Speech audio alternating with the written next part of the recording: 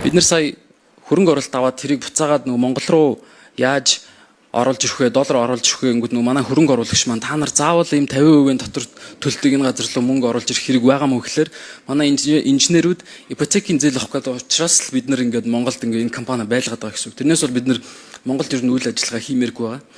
Тэнгүүд энд би энэ дээр нэг ганцхан л санал хэлэх гэсэн. Одоо захин яамд хамаарах байх гэж бодож байна. Бид нэр өөрсдийн гэсэн юм хуультай тий IT-ийн одоо мэдээлэл технологийн үйлдвэрлэлийг дэмжих тухай хуультай тэнчэнээс ганцхан заалтыг энэ жилдээ хэрэгжүүлээд өгөөч. Тэр нь нийгмийн даатгалын шимтгэл. Энэний буцаа олголт. Тэгэхгүй бол одоо бид нэр орлого олж байгаа бол бид нар орлогын албан татвар төлөхөд асуудалгүй. Борлуулалт хийж байгаа бол бид нар нөөтөө төлөхөд асуудалгүй. Яагаад хүн ажилуулад байгаа юм бэ гэдэг ийм татвар шиг юм байгаа байхгүй 22.5%.